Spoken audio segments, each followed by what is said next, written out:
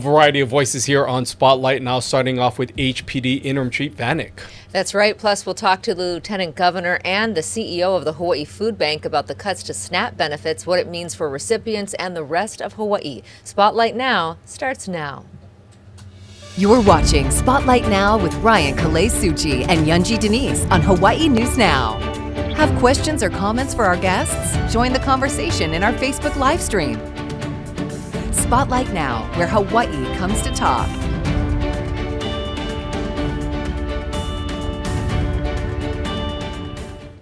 Well, aloha and thanks for tuning in here to Spotlight Now on Hawaii News Now. We're going to be getting to our first guest in just a moment. We also want to note that originally we had set to have Honolulu Prosecutor Steve also on this program. Unfortunately, due to some conflicts, we had to do a rescheduling. So we will be hearing from the Honolulu Prosecutor in a few weeks when we get an update on all that he is doing over there. But we want to encourage all of you who are watching both on air, online, to engage in the conversation. You can enter your questions for our guests via Facebook or by emailing us here at spotlightnow@hawaiinewsnow.com. And we want to get right to our first guest, and that is Interim Police Chief Rade Vanic from Honolulu Police Department, noting a very special milestone today, 26 years on the job to the day.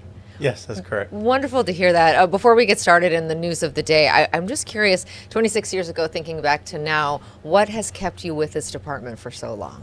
You know, being a police officer is unique. It's unlike any other job. There's not too many jobs out there where you can have a unique ability to make a profound impact on someone's life in a positive way. And so 26 years ago, when I decided to join the police department, never thought I'd be a police officer. But 26 years later, wouldn't change a thing. I love being a police officer, and it's really rewarding. Well, one of the unique things also about not only today, but just your role now is serving in this interim role. Can you talk to us a little bit about what it means for you to kind of be now in this position, to be helping lead this department during a time of transition, and how this kind of all came to be? Yeah, sure. So, you know, being the police chief it's not an easy task. It involves working with a lot of stakeholders, working with elected officials, working with city council. So it's a super important position. I have the unique responsibility of making sure that I'm doing what it takes to make sure our officers, our civilian employees has the tools and resources that they need in order to keep the public safe. And after all, that's what our job is, right? To keep the public safe. And who's the public? The public isn't, the community, that's such a buzzword, right? But the community really is, that's your son, your daughter, my family members, auntie, uncle. Here in Hawaii, we are literally keeping the people who we know safe. I know a lot of times law enforcement officials, law enforcement officers on the continent, sometimes they work in places that is far away from where they live. So they may not know the people who they keep safe. But here in Hawaii, everybody knows everybody. So we're literally keeping the people who we live next to, who we coach, our kids go to school with. These are the people, that's the community. That's who we're keeping safe. So yeah, we take that job very seriously. That is a tremendous responsibility. And given, just the breadth of time that you've had being a police officer, what public safety issues concern you most right now? Yeah, so of course, you always hear in the news, we're short officers. So definitely recruitment and retention, that's a top priority for me. Another thing is you hear on the news a lot of gun violence. And that's not something that's unique just here to Hawaii. You see that across the nation. So definitely making sure that we're figuring out, hey, where are these guns coming from? What can we do as a police department to make sure that we're addressing gun violence? And then another trend that we're seeing also is violence or crimes committed by youth. So we want to make sure that we're addressing those types of crimes too. Again, that's not something that's only unique here in Hawaii. We also see that trend also occurring across the nation. Let's talk a little bit about that gun safety, because we seemingly are hearing about more of these incidents involving shootings, random acts of shootings through drive-bys, through barricade situations also on the rise. What do you think can be done overall to help curb this down? And are we seeing an increase, or is this just the day of social media where more things are being reported? Has there been a significant increase in the types of instances that we're seeing involving gun use? So I think if we look at our stats, if you look at crimes in general, crime overall is actually down. If you look at major crimes like homicide, robbery, just in general, you compare it to 5, 10 years ago, all of our crimes are actually down. When you look at weapons offenses, guns in particular, we do see a slight increase. So you ask me, do you see it as a big problem? I wouldn't say that it's way up, but it is enough of an issue where it's caught our attention and we need to address it. So what can we do to address it? I think definitely using technology to our advantage. So using software, making sure that we're looking at what the mainland is doing to help solve their problems. A lot of times what we see here in Hawaii, we're usually about 5 to 7 years behind trends that the mainland has seen. So they've kind of maybe figured out some ways to address it. I think taking some of their success stories and applying that here. So technology is definitely one thing that we can do, which we are starting to do here in Honolulu, using technology to our advantage to help figure out where are these guns coming from? What can we do to make sure that we're addressing that? Okay. The other thing that you mentioned was recruitment and retention, and we know that this has been an issue plaguing the department, and honestly, all city agencies, wherever you look, citywide, I think it's about a 30% deficit when it comes to, hiring and being able to keep people. Do you think it's a recruitment issue? Is it a retention issue? Is it a bit of both? And how do you sort of attack these two problems? Yeah, that's a great question. So I do think it's a little bit of both. But we have been making some headway in the recruitment efforts. So as a matter of fact, our last class, we started with a class of 40. And that, as a matter of fact, is the largest class that we've had in a long time. Pre-COVID, as a matter of fact. We used to have classes in the teens, maybe 15, 16, but this last class started with 40. And even as far as retention goes, so our attrition rate at our academy at one point went up to the high 60s. We started with a class of 40 and we graduated in the teens. But this last class that recently graduated, they started with 23 and we graduated 21. So you can see our retention rate has actually gone up. Our numbers of people coming in have gone up. And that's because we're focusing our recruitment efforts. We're not just trying to bring in as many people as we can. We're making sure that we focus it on quality, not quantity. And we've realized that we find trends. So in other words, trends meaning we have a lot of people who have ties from family and friends. So we go after those types of people to come in. And then we also find that if we improve our mentorship while they're in the academy, then they'll tend to stay in also. Former Chief Logan on this program also noted at one point that it wasn't just officers that was an area of concern where the HPD was really looking to get people into these positions, but it's those other support services beyond just what we see in the uniformed officer, but other personnel that support HPD. What can you tell us about some of those other positions? Because I think oftentimes people think HPD, I don't necessarily want to be an officer, but there still seems to be a shortage in these other departments as well. What is the status right now in those areas? That's 100% correct. So it's not just our officers out there that's helping to keep the community safe, it's our civilian employees as well. So one of the areas where we've seen a reduction in our workforce is in our civilian employees.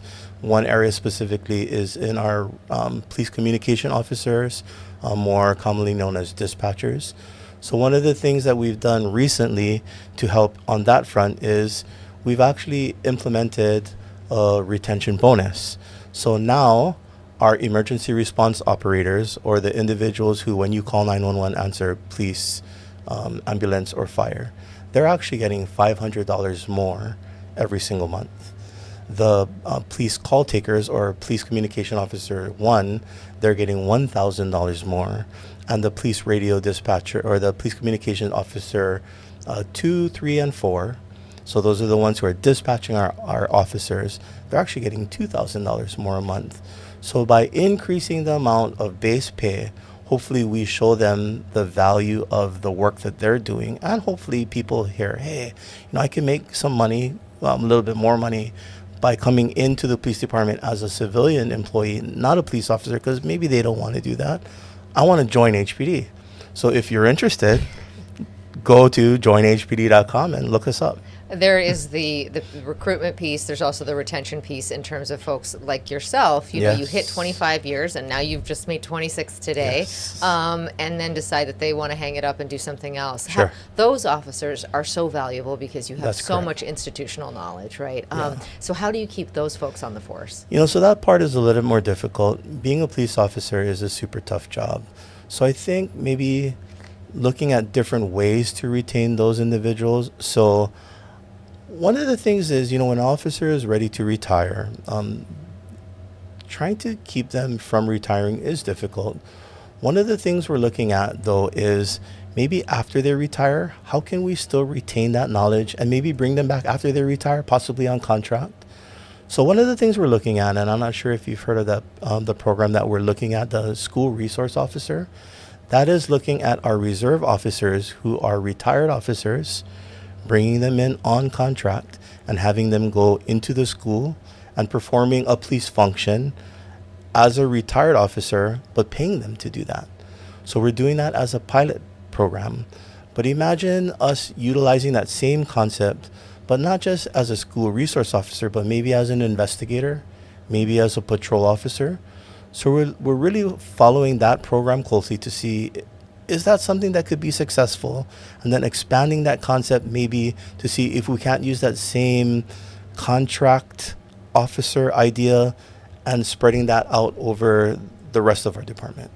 I want to switch gears here and talk about some of the issues that we're seeing in our community. And one of the things, unfortunately, that we are seeing more and more in the headlines and things that we are reporting is what's happening on our roadways with the number of fatalities that are happening, more than double than what we saw last year. In some cases, it's approaching triple of what we saw last year. What do you think can be done to help curb what we're seeing, just all the traffic-related fatalities that are happening on our roadways? Yes, thank you for that question. You know, we really want to, as a police department, do our part to make sure that we're keeping the road safe, but we can't do it by ourselves. It really is a community effort. It's going to take everyone doing their part to keep everyone safe. What I can tell you is that the police have been going out. We have been increasing our engagements. We have been increasing the number of citations that we've been giving. But enforcement by itself is not going to reduce the numbers. We really need people to slow down. They need to change their behaviors. They need to pay attention to road markings and obey traffic laws. What we've seen contributing to the increase in traffic fatalities this year are things like people not wearing their seatbelts, pedestrians not crossing in crosswalks, people speeding. It's these decisions that people are making and not following the laws, or simply by not like wearing a safety helmet. So change your behavior, make good decisions, good choices. Everyone doing their part will help to bring these numbers down.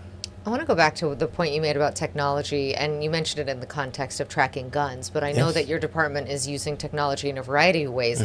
I'm curious about the use of artificial intelligence because I had read an article that said that there was a possibility of taking body cam footage and then writing reports, having AI write reports based on those. To what extent are you using this kind of technology, and is that something that you then turn over to the prosecutor and I could be prosecuted? But it raises all these sort of ethical and complicated questions. So tell us about what you're doing in that regard. Excellent question. So AI really is the thing of the future, but it's here now. And, AI, people think, wow, exactly what you said. I mean, is AI going to make up stuff and then I'm going to get prosecuted for that? And it sounds really spooky. But that's not the way that we want to use it. And we as a department want to make sure we're using it responsibly. We want to get the public involved. We want to get the prosecutors, public defenders involved. We want to get our union involved. And this is the way we're looking to use it. So yes, using our body cameras, we want an officer to be able to go to a scene and based on what the body camera is seeing and hearing, be able to transcribe that information into what looks like a report. Now, it's not just you press a button and voila, there's the officer's report. The officer is still going to have to review the report, make sure that it's accurate. But instead of spending like 30, 45 minutes to write a report from scratch, What AI does is it's going to take that repetitive, mundane portion of having to sit there and write the report, automate that process.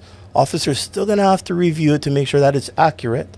Still going to have to attest after the fact, yes, this is what happened. They're going to have to send it to their supervisor. Supervisor's going to have to make sure all the elements are there.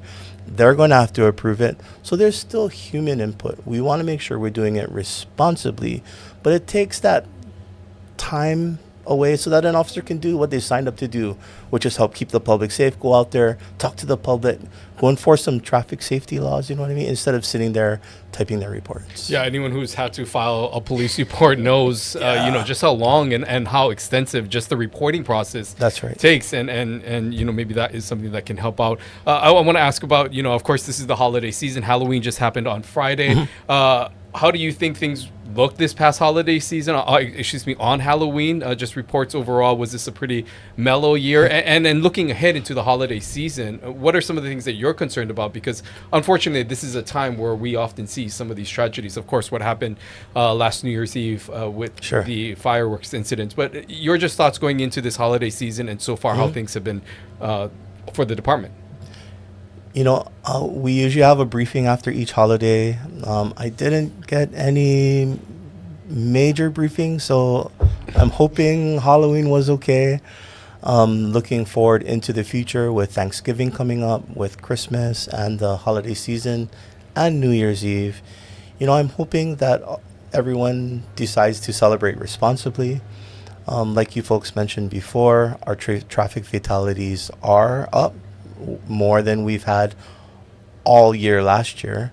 So I guess my message to the public would be, please make sure, at least for your driving, drive responsibly. And then also treat people with the law, right? And then also follow the law for fireworks.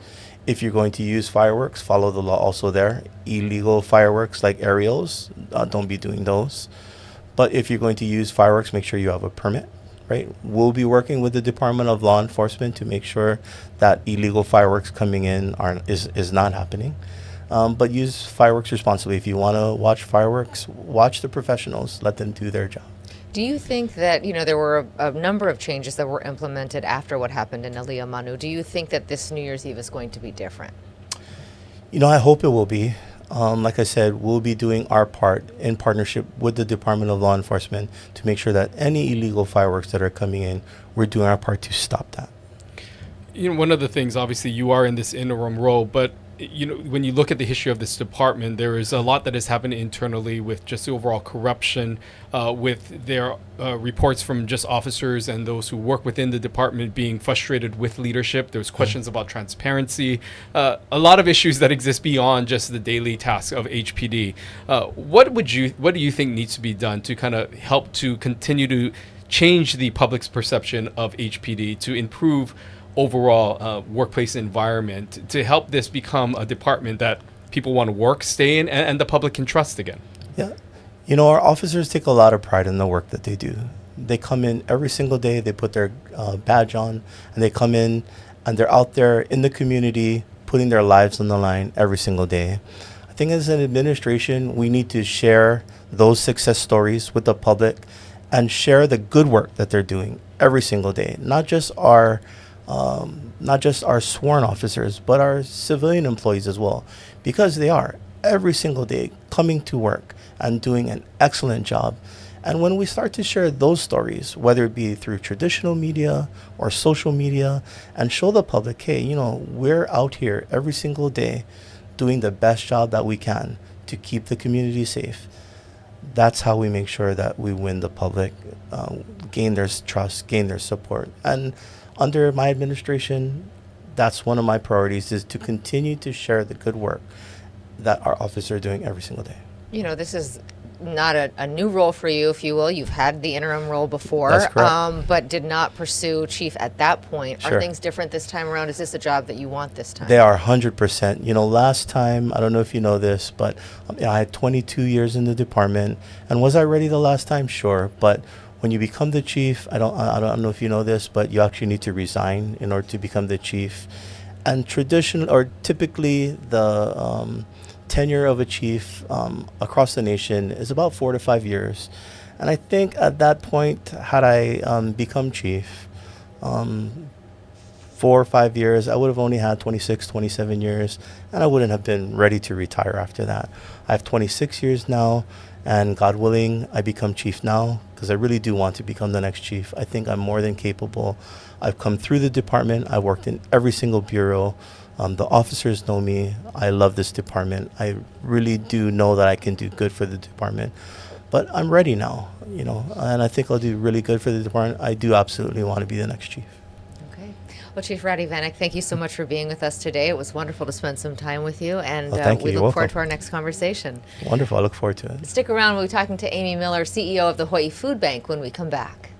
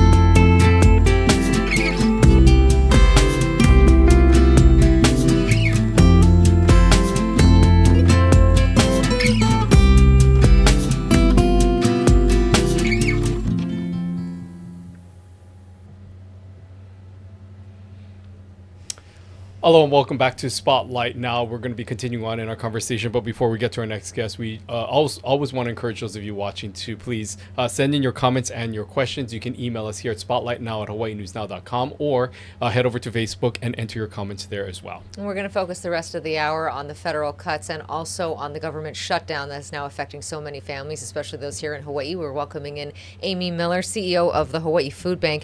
And Amy, I was just reflecting on this, that you were at the helm in 2021 and all of the, issues we saw around the pandemic. How does this crisis compare?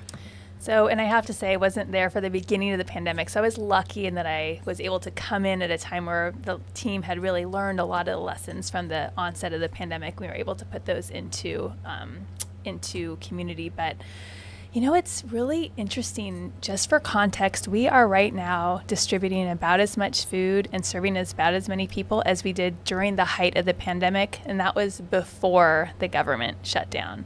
So the need is quite high. It's not as visible, right? We don't see those long lines on the freeway, although we might start seeing them again.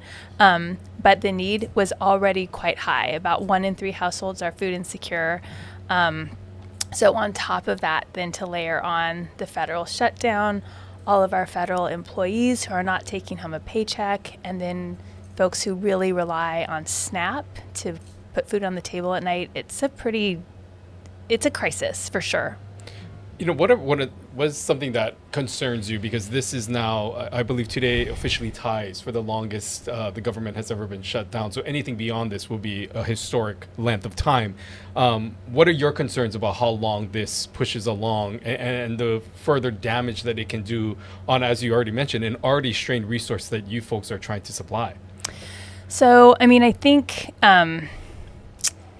every day that the government is shut down, these are people that aren't getting paid. These are dollars that aren't going into our economy. SNAP, for instance, there are studies that show for every dollar that SNAP puts into our economy, so someone that gets $1 on their EBT card and they go buy food with that actually generates somewhere between $1.50 and $1.80 in economic activity. So it's a plus, right? So every time we're not getting those dollars into this economy, I think we are risking some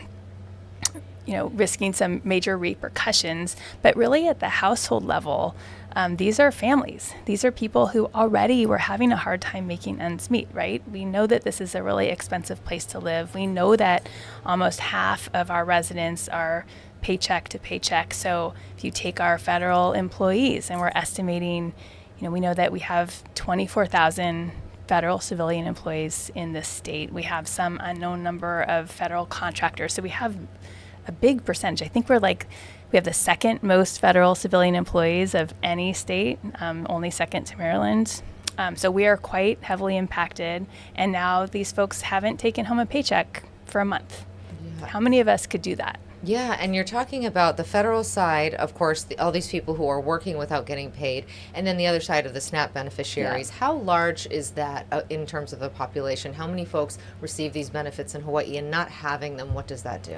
So it's about 165-ish thousand people rely on SNAP benefits every month. About $58 million comes into Hawaii every month from the federal government to make sure that people can make ends meet. They can buy food, they can put food on the table. From the food bank's perspective, it really helps. It's such an important part of our safety net to make sure people get enough to eat. We've done some calculations, I think nationwide, for every meal that the whole network of food banks across the country put into community, SNAP provides 9 meals. Here in Hawaii, SNAP provides about 5 to 6 times as many meals as we collectively, all the food banks together, get into community. So we just can't stretch to meet that gap. It's just not possible. We're very grateful. The state has really stepped up. So we do know that there's help coming for folks. And we have been working to get additional distributions every single day. We have a large distribution scheduled. So we do have, tomorrow, Wednesday. I think our big distribution tomorrow closed, but we have a big distribution at Aloha Stadium that we're planning for Thursday. We have Hawaiian Airlines Ohana Hangar on Lagoon Drive on Friday, Ke'ihi Lagoon Beach Park on Saturday. If you go to our website, which is hawaiifoodbank.org/shutdown, you'll see all of the resources that we have, and you can link to our other neighbor island food banks there as well. So if you need help, your food bank network is here for you. We have a lot happening right now, but we want to make sure everybody gets access to food. Yeah, we're going to be talking with Lieutenant Governor Sylvia Luke more about how the state is stepping in to help fill some of these gaps just in a little bit. But, I wanted to ask you about the type of people that you're seeing come forward right now asking for help. I think that was one of the things that we saw during the pandemic that was pretty alarming.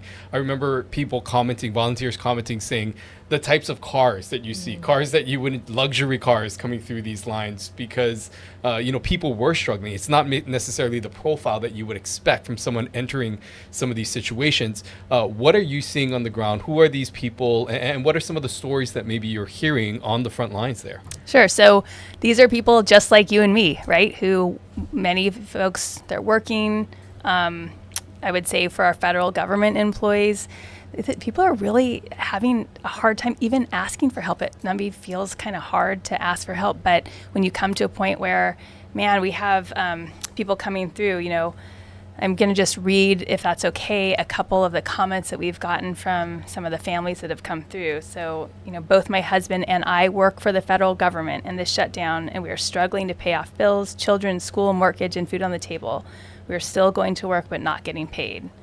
All income, my husband and mine, for our household has stopped where we are both still working. So those are the stories that we're hearing over and over. And then folks who rely on SNAP benefits. Gosh, these are how many? I'm trying to limit the amount of eating, and we are just praying.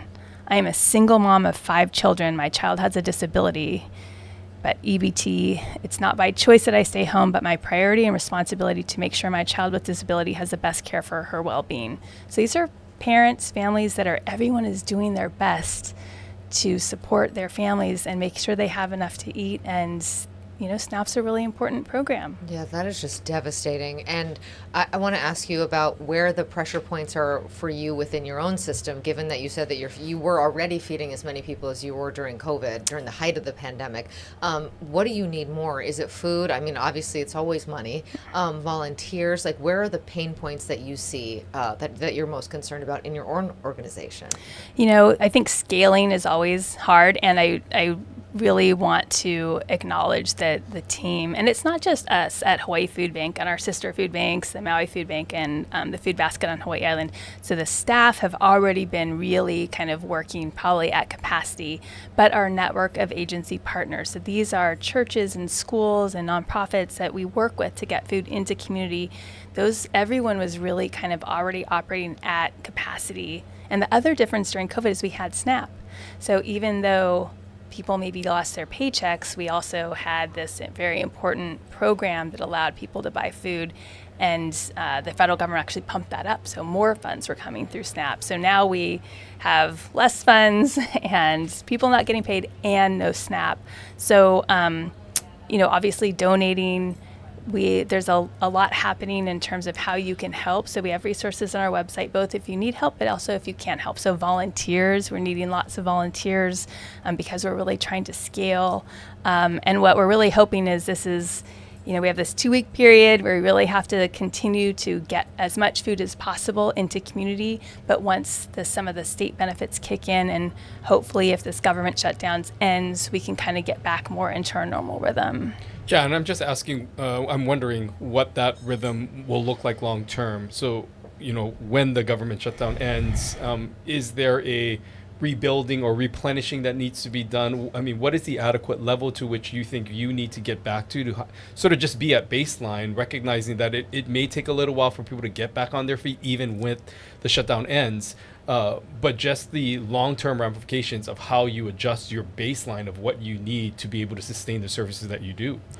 That's a good question. I would say we have really been trying to plan in advance too. So we started planning back in September, knowing that this shutdown was on the horizon, and because it takes foods 2 to 3 weeks sometimes to get here, we needed to start ordering. So we're lucky that we were able to plan ahead. We're lucky that we have supporters in the community that have allowed us to purchase even before we knew exactly what the need was going to be. But I think the other thing is we know that there are SNAP cuts that were put in place already that we're going to start to feel as time goes on. So we just had, as of October 2nd, there was a decrease in SNAP benefits of about 2% per family, which is on average $8 per household per month. Per person per month. But that really adds up. That's maybe $1.3 million total into this economy that we need to now pick up for.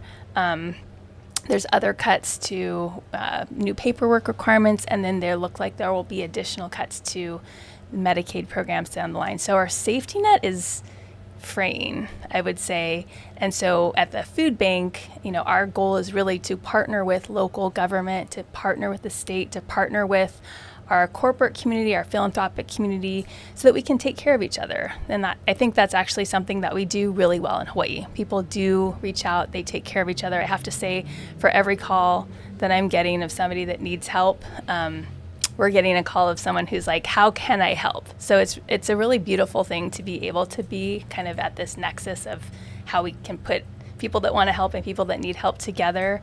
And I also feel like it feels good to be able to give back when you see people struggling. So I would also say to folks who are out there who need help and they may feel ashamed or not quite sure how to ask, you're giving a gift to the person that wants to help you, right? We all do better when we know that we don't have our Kiki or Kapuna going to bed hungry at night.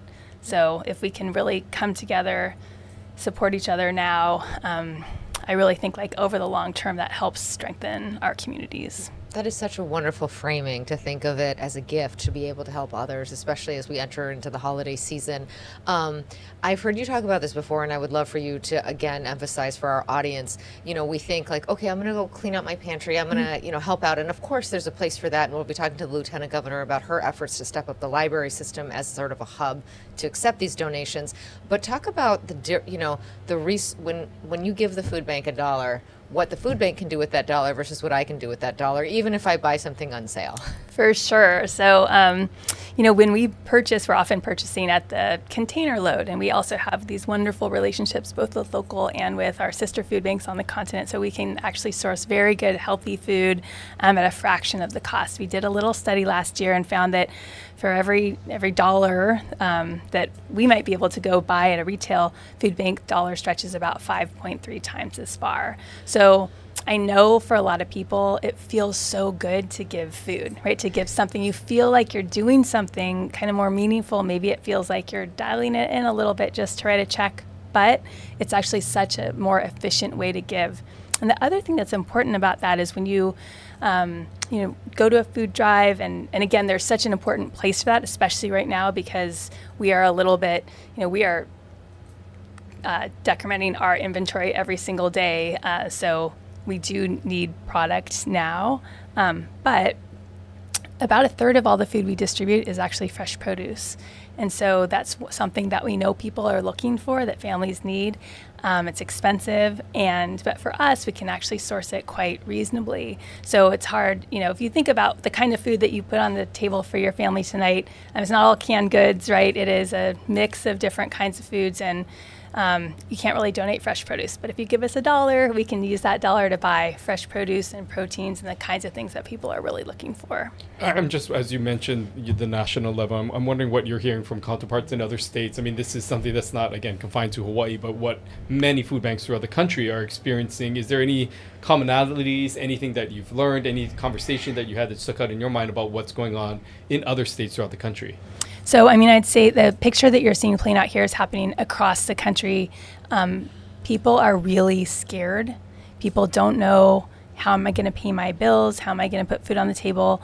And I think we're a little lucky here in Hawaii because we have had such a beautiful response. Truly to see the state governor leadership come out with the support package. Not every state has that. In fact, most states do not. So as we're sitting here saying, okay, we have to do this lift for the next couple of weeks, and Lieutenant Governor is stepping up this new food drive. We've really seen kind of across the board a real understanding that we have to be there. We have to support this community.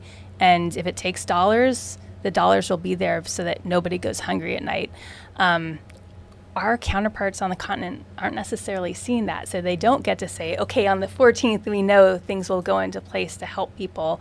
So we just have to lift. They're looking at what happens next month and next month and next month because it's really hard to know. So I do want to say that we are really fortunate to be in a state where, again, we take care of each other. Yeah, and I think, one thing that I was keying in that you had said earlier was that it shows how frayed our system is, and sort of thinking about the impacts of what is coming. What are you concerned about? We will get through this moment, I have no doubt, but what are you concerned about thinking about, what the president's priorities are and how that relates to food assistance and other, Medicare and all the things that we've heard that are changing and what that could mean for the vulnerabilities of our state?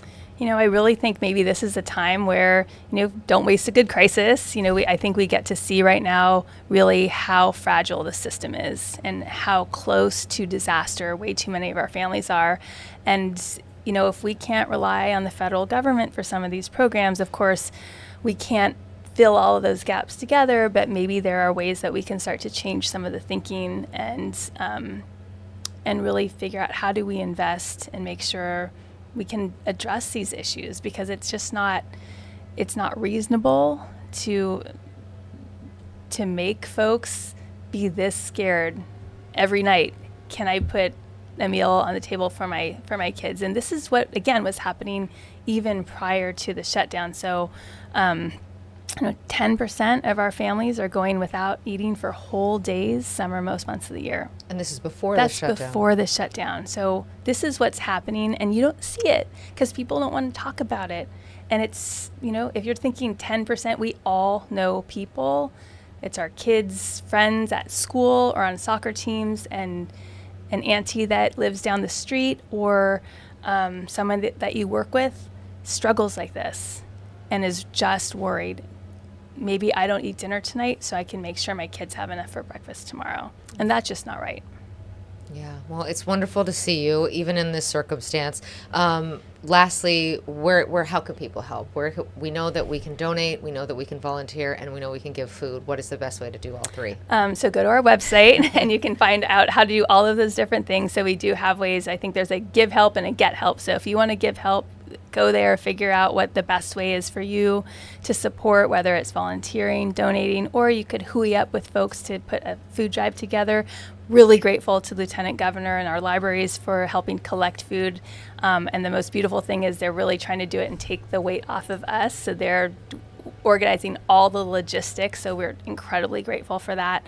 You can donate dollars. And then again, if you need help, you can go to our website and find a way that we can connect you to a resource. Okay, Amy Miller, thank you for all that you and your staff are doing in this moment. We'll be talking to the Lieutenant Governor right after this.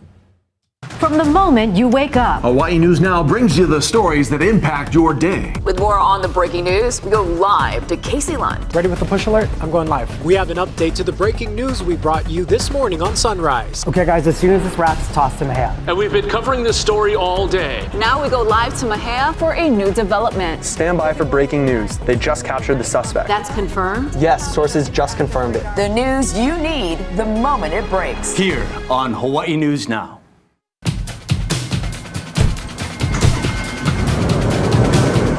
First alert traffic is like always having a helpful passenger right next to you. There's a crash up ahead in the left lane. When we see a backup, we'll tell you live on TV. That doesn't look too good. And send an alert to your phone. I'll type, you drive. First alert traffic on TV, streaming, and on the Hawaii News Now app. Keeping you and your ohana safe. Spotlight Now with Yunji Denise and Ryan Kalei-Suji. Connecting you with newsmakers from throughout our islands. Going in depth with Hawaii's leaders. And taking your questions live. Spotlight Now, where Hawaii comes to talk.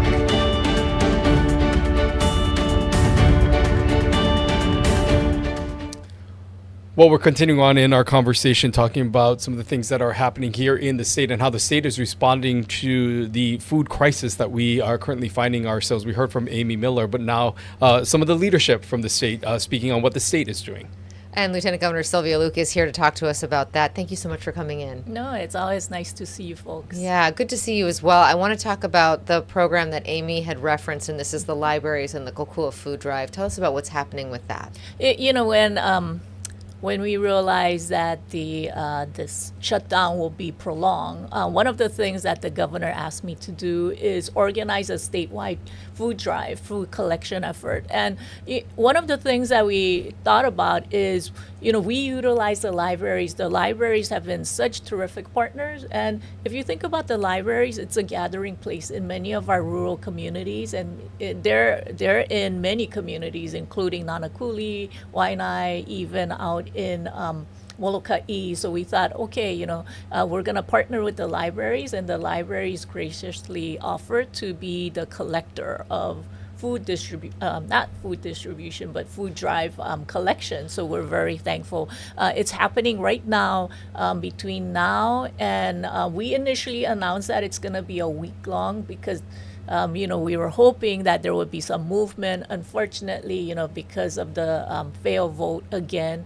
we know for sure that the shutdown will probably continue at least till next week. So the libraries have just told me that they are willing to do collections until next week, Friday. Wow. And what are we seeing right now? It's already happening now, so maybe has not really picked up. But what are you seeing from the ground there and hearing from these different communities? And how do you anticipate things to continue to go and encouraging people to get involved?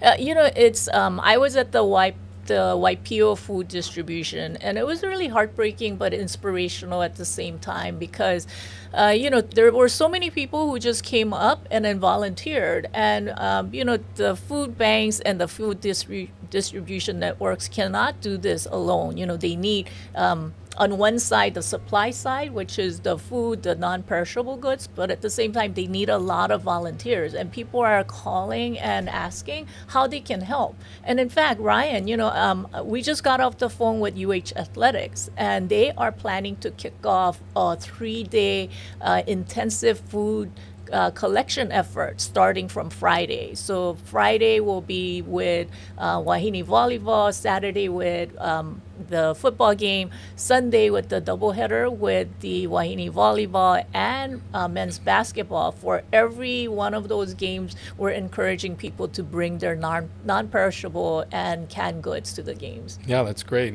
Obviously, a lot of fans expecting on the UH campus, so a lot of ways to get involved there. Yeah. I'm curious to know from you. Amy was talking about middle of the month and state benefits coming through. So that's a program that that this administration is standing up. Tell us about that. How those applications are coming through, because that's another big administrative lift. It's one thing, the money is a big part of it, but actually getting it into folks' hands is another piece. Yeah, the governor and Department of Human Services, they work so hard, and one of the things that they committed to was, regardless of whether the shutdown gets resolved, they committed to setting aside these funds. And so if you are eligible, please go to Department of Human Services website. It is called the Hawaii Relief Program. It's setting aside not just funds, but there could be opportunities for rent subsidies. It's time to give, it's an opportunity for us to at least provide some stability and comfort to these families who are suffering right now. As someone who has worked very closely on the state budget in your former role as the finance chair in the House, you know the dynamics of the state's budget and looking long term beyond this shutdown and other services that could get cut that will impact families. Do you think that there is room in the state budget for the state to continue on this support? I mean, at what level will the state be, tied without funds and maybe look at other sources for funding? Your overall thoughts about how the state can manage this financially to provide this level of support? Yeah, everything in the state budget, whether it's dealing with this crisis or dealing with the Maui wildfires or other situation, it is about prioritizing and figuring out what the priorities are. The priorities right now at the moment is dealing with the current crisis, which is the federal shutdown. And we have to be there to take care of our families. We have to be there to take care of the individuals who are suffering and really don't have the means because both members of the households are laid on furlough or not getting paid. So, we have to prioritize, and it really depends on where we set those goals and where we reestablish or repurpose some of those funds. So it depends on the situation. Yeah, I mean, it does expose, though, just how much on the edge so many Hawaii families are living. Of course, we have the federal, when we were talking about those who are employed by the federal government and aren't being paid. But then we have I think Amy said 160,000 people who are receiving SNAP benefits. And regardless of how the next few months go with the shutdown, we do know that there are going to be cuts to these programs, cuts to Medicaid. What are you worried about long term when it comes to federal support and how fragile the state could be? Right. I think what this is really exposing is the vulnerability of our people and how they, many of them are dependent on these services. And the fact that, now we're talking more and more about how people in the state of Hawaii are suffering from food insecurity. The fact that 1 in 3 continue to be food insecure. I think that's a problem, and that's a challenge that we will continue to have. But it is what it takes to live in the state of Hawaii. Cost of living is high, food costs are high, housing costs are high, and as elected officials and many people who are involved in state government, this is something that we have to tackle on a daily basis. How do you resolve people's cost of living issues, and how do you ensure that people who want to make a living here, people who want to invest here, continue to live here and thrive here? Yeah, and to expanding on Yunji's point, with the amount of cuts that are being proposed to other departments through some federal programs. We know that you are working closely with some of these programs and initiatives that the state is trying to embark on, some of them federally funded. I mean, how much are you concerned about some of the initiatives that you are working on or would like to get going that could be impacted by what happens at the federal level with any further reductions or cuts? Yes, we were very surprised that the federal government cut some of the educational support services for our Native Hawaiian population and our minority population. That is going to really impact the University of Hawaii. As an advocate for early education, we continue to watch what they would do with Head Start program. Head Start is a wraparound services for our vulnerable population with young kids. And it's not just providing childcare services, but it's to provide the entire wraparound services for the entire family member. So we are watching those things, including WIC. These are programs that are essential for individuals who are going through their pregnancy or right after postpartum or post-birth. And so I think those are concerns that we have. Yeah, and so looking at that, when we've talked to the governor, he said that he thinks the state can kind of float things for about 2 years. Yeah. Knowing, what Ryan referenced is how deeply the budget. Do you think that that's an adequate assessment? Can we really cover these kinds of cuts for that long? We have been really thankful with our partnership with the legislature, with the governor. One of the things that we can be very proud of is we have set aside a huge amount into our rainy day fund.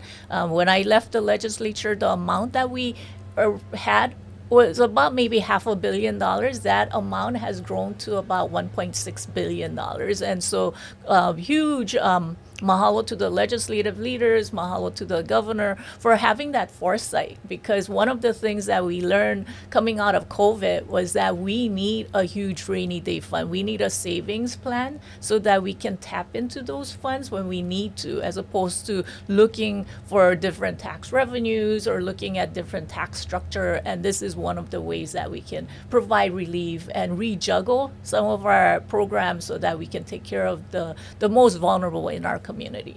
We are almost out of time, but before you leave, I did want to ask you about the public preschool program that you've been working on. You've come on a number of times, provided updates, recently another milestone in this program. How are things going overall, and just the future looking for this program as it continues to grow? The preschool program is one of the ways that we can address the cost of living issues. And, I think you heard me say time and time again, cost of living issue is a huge problem and challenge for the state of Hawaii. Preschool costs anywhere between $1,200 to $1,500 for some family members, and providing free preschool opportunities for our working families relieves a lot of them from having to pay expensive childcare or preschool expenses. We just celebrated our milestone of opening our 100th free preschool classroom. And yesterday I was in Hana and we celebrated opening a Kaipuni school, which is all Hawaiian immersion preschool. So we're very excited about working with the Department of Education, Executive Office of Early Learning, and to build out more free preschool program across the state. Yeah, just to close us out, because as Ryan mentioned, we are just about out of time, but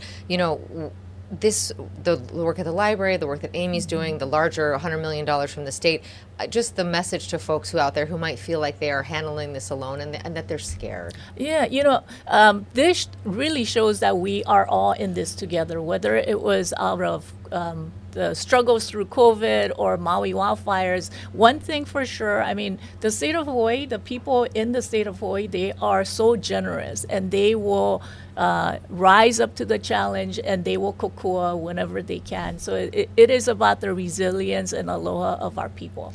And quickly, one more time, for those who want to make donations, any final word or updates that people should know about going to these library donation centers? Yes, please go to the libraries to drop off your non-perishable goods, canned goods. If you want to make a monetary donation, the best way to do it is through the Hawaii Foodbank.org/kokua, and you can designate whatever food bank. It doesn't have to be the Hawaii Food Bank. It could be the Maui Food Bank or the Hawaii Island Food Basket.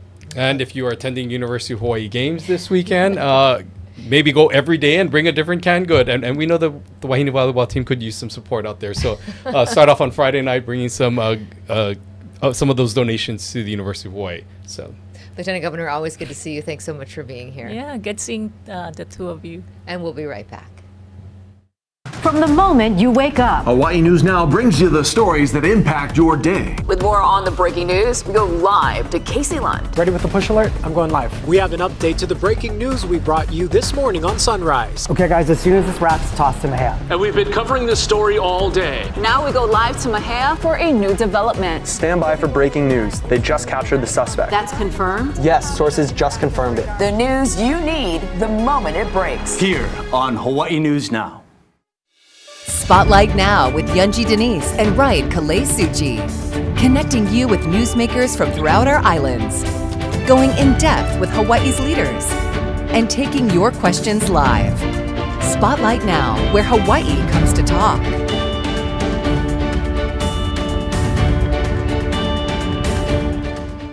Well, as we said today on Spotlight, a variety of voices. We started off the conversation talking with HPD Interim Chief Vanic, who spoke about his role in this interim role and also about some of the challenges that HPD is saying. One of the things that he said is a bright spot is the recruitment class, or this last recruitment saw more than usual with the amount of new officers that are entering, but also noted that there is still a need for more officers through HPD, that they'll continue to look for civilian workers as well. The chief also making it very clear that this is a job that he is interested in. Yeah, you heard a full-throated, yes, this is the job that I want. This is the second time he's been interim police chief. The first time around, he did not apply for the permanent position. Very different this time around. And then the next two guests that we heard from, Lieutenant Governor Sylvia Luke and Amy Miller from the Food Bank, talking about the direct impact of those cuts of the SNAP benefits and the government shutdown and what that's really doing to people in our state. Yeah, pretty sobering numbers when you hear from Amy Miller, just the amount of people that are being impacted by this, and where the food bank stands right now as they continue to try to support these services, saying that things are very desperate, but she is relieved with the amount of support that the community is showing, and also how the state stepping in will help provide some much needed aid to a already stretched organization. Yeah, one of the wonderful things that the Lieutenant Governor talked about is that donation drive, the Kokua Food Bank drive, Kokua Food for Our Neighbors drive, and that is through the Hawaii Library System. So go to any public library, you can drop off your donations, or if you prefer to do a direct dollar donations, they're suggesting that people go through the hawaiifoodbank.org website. We're going to be continuing our conversation on a number of issues that impact the state of Hawaii. Next week, we'll be focusing in on homelessness. That's right. State Director June Yang from the state of Hawaii, the homeless coordinator, they're talking about what the state is doing to combat this issue, and Connie Mitchell from Institute for Human Services about what she's seeing on the ground.